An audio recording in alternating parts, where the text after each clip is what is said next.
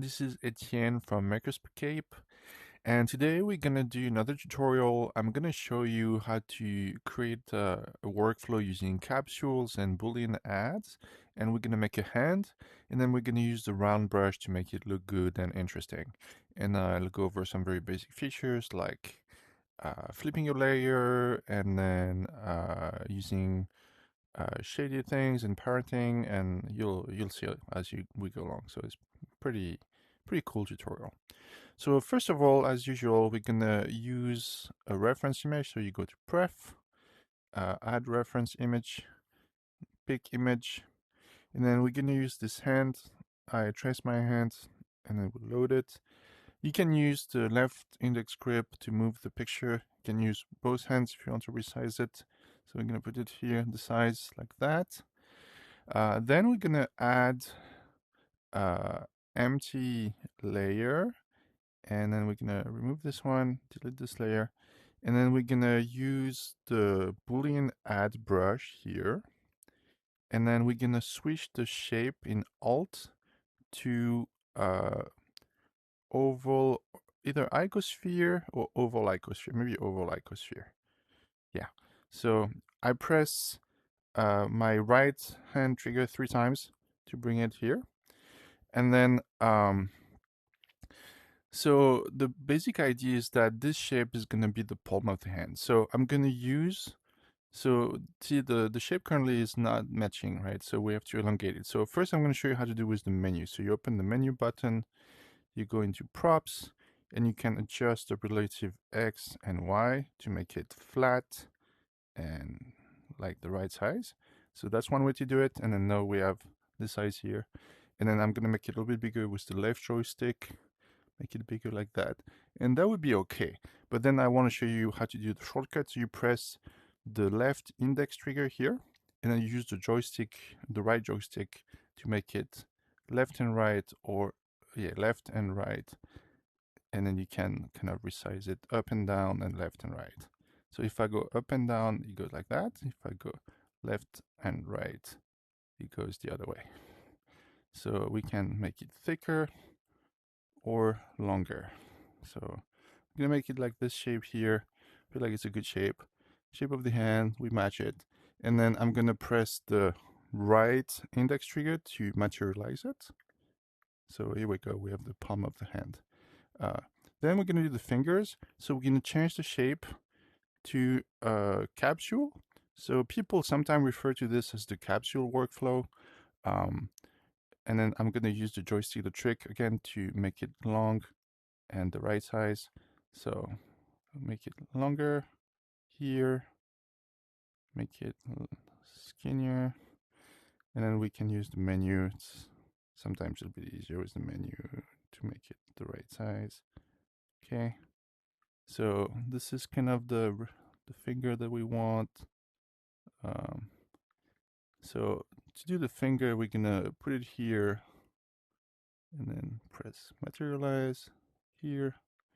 We're gonna do this finger a little bit bigger, like a normal hand. Gonna do this finger a little bit bigger here. Too much undo, and then undo is the A button on the right hand.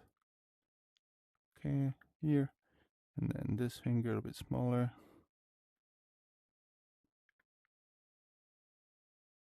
And then the thumb can be a little bit big. Okay, so now we have the base of the hand, and then we're gonna work on it to make it look better. So the first thing you want to do is use the smooth. You can use smooth plus, and then adjust the level of detail. So this is pretty good. You can adjust the level of detail here. If you want a lot of polygons, you do this. If you want less detail, you go here. So I think this is the right amount of detail. And then we can smooth out the whole thing to make it a little bit more uniform. Then you kind of go around smoothing it, making it look better. Okay, so this is the base for our hand. I think we can close this. We don't need it anymore. And then now I'm gonna show you how to correct a little bit the thing. So we're gonna use the move tool. The move tool is based on hand movement, or I should say brush movement. So we can do something like that. So you grab the brush with this one.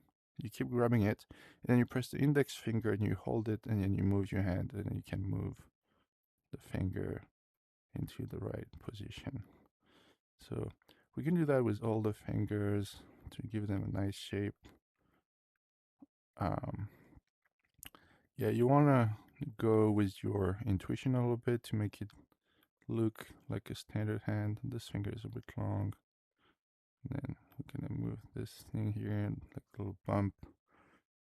It's those fingers have three phalanx, sorry.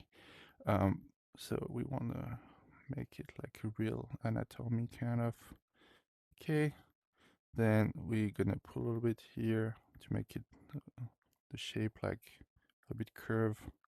And we're gonna pull this one out a little bit here to make it go inside. Okay, and then we're gonna do this here.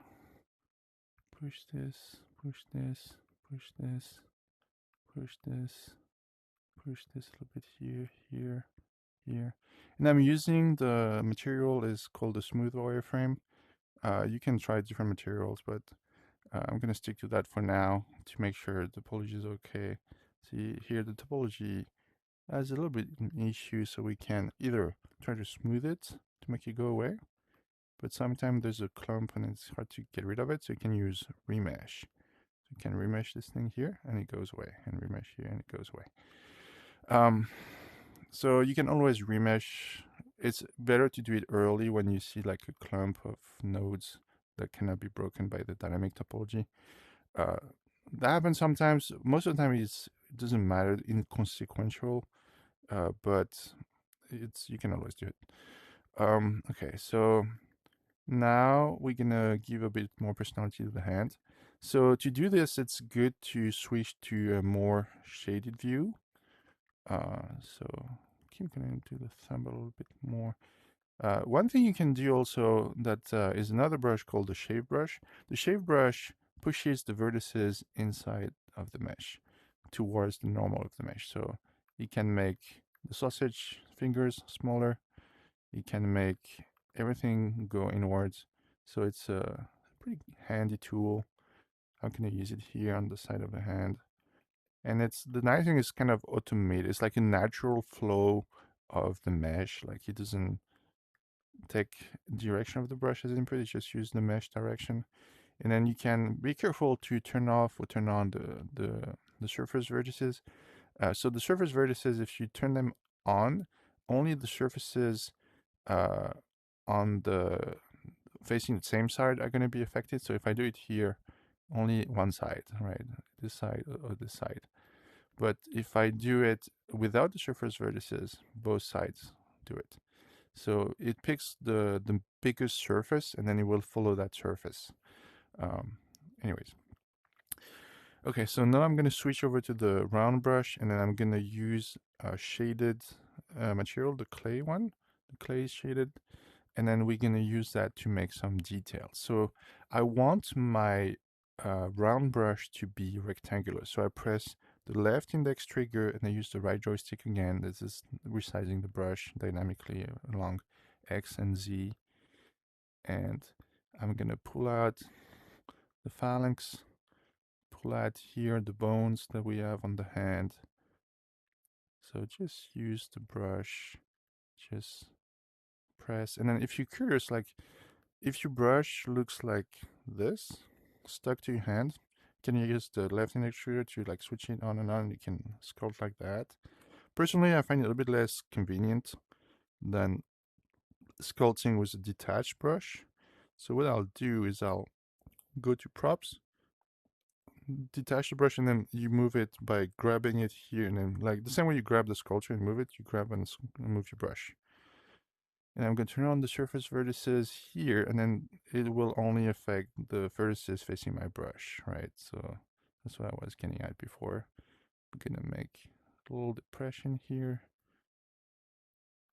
And then, yeah, get into a mood and scrolls and kind of create something interesting looking. It's the chisel has been designed to make it kind of help you get in the flow. There's not a lot of UI, there's not a lot of distraction. It's just you and the sculpture and your inspiration. It doesn't have like screens everywhere, menus everywhere. Like I try to make it possible to do most things without using the menu except changing brush. I might change that later, but yeah. And as you can see, the normals sometimes get recomputed. It doesn't change the shape. It's just a rendering thing where I recompute the normal with higher precision to to make the mesh look better. It doesn't affect the sculpture. So when here you see the normals are like a little bit impressive like here, but when it will get recomputed, it'll get smoother like that. So don't worry about it too much. It's just a visual effect. Um, it does make it does make the mesh look smoother though. So it does feel like it's doing something, but it's not doing anything. So I'm making the fingers here, kind of getting a shape that I enjoy, kind of moving away from the sausage finger into like a more anatomically correct with the bones and such. The pulp of the fingers. And it's always a good idea to look at your own hands, like see what it looks like and use it as an example for your sculpting.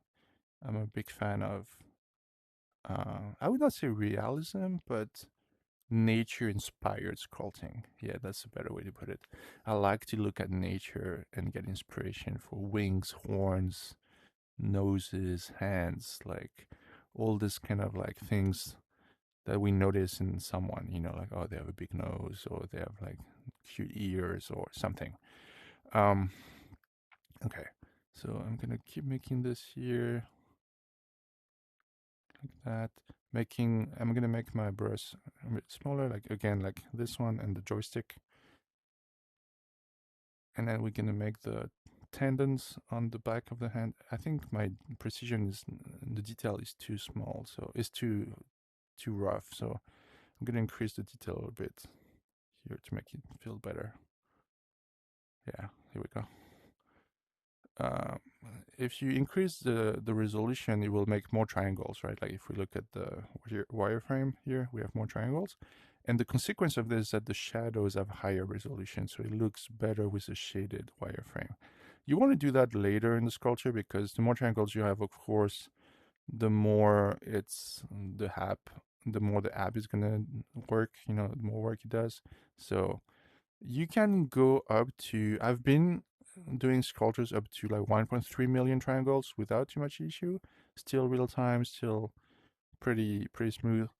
Um, but like everything in when you're doing 3 models, you want to keep your triangle count a decent place. And you can always go to experiment beta, and then there's a decimate option here. Decimate by 50%. It will reduce. It's not really decimate. It's like half decimate, but it will reduce the number of triangles by 50% when you do that. So you can always do that, but it does affect the topology. It's not. I don't have a remesher like a quad remesher or anything like that in the app yet.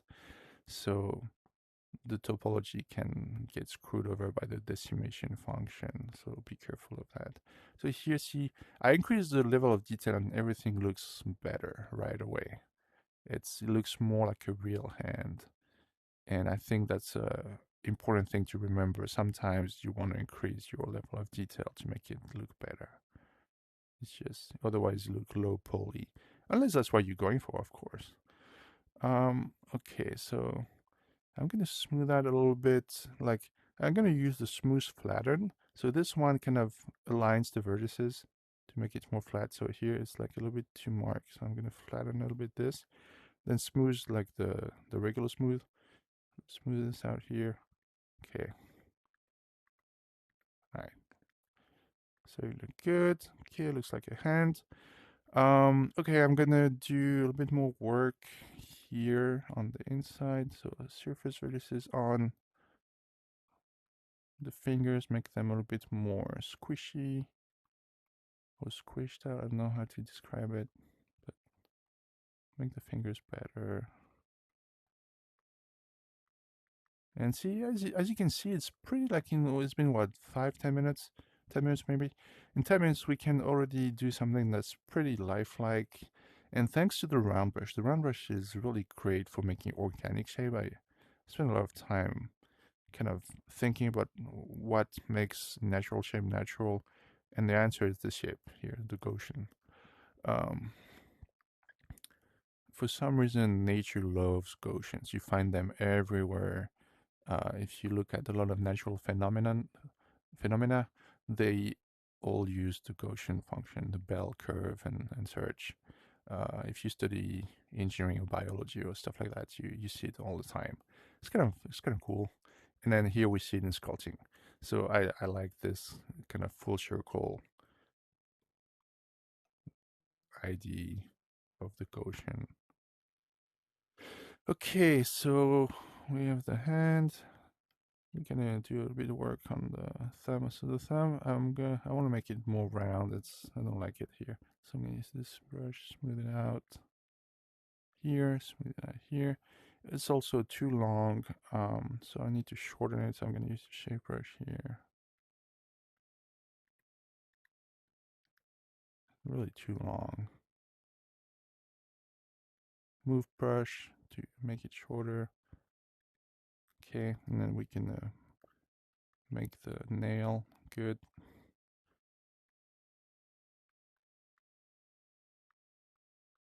Yeah, I think I went a little bit too long with the.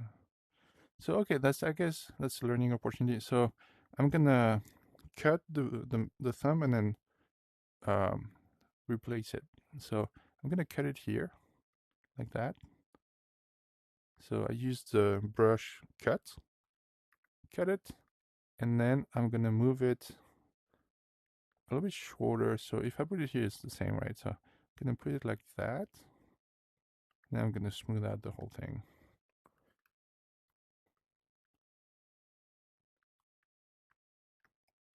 Oops. Yes, I did not align it properly. So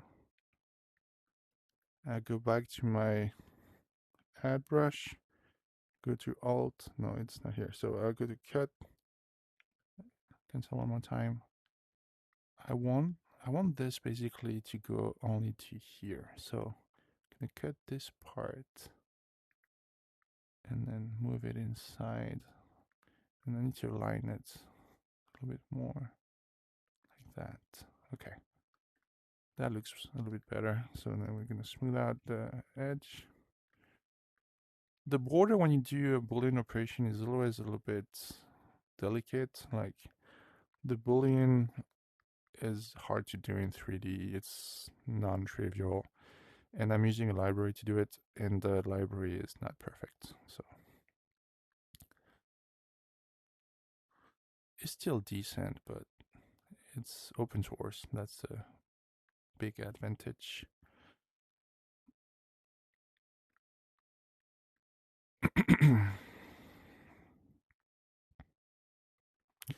Okay, I think that looks decent. It looks like a decent hand.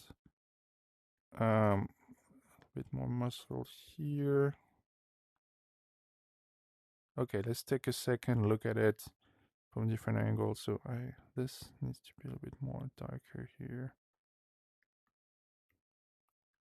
See, capsule hand for the win. So this looks like a decent hand. It's not perfect, but you can spend more time on yours. And then now I want to show you another feature. So I'm going to save first. So press X on the left hand. The first time you press X, it asks you for a name. So I'm going to say hand. And then the next time you press it, it will so I'm going to press it again to show you. It will do a quick save. So I'm going to press it again. Quick save, you say it says saved. So you want to save often, and the file doesn't get overwritten. It creates a new file every time, so you never lose your work and your progress. If you want to go back in time, it's always possible.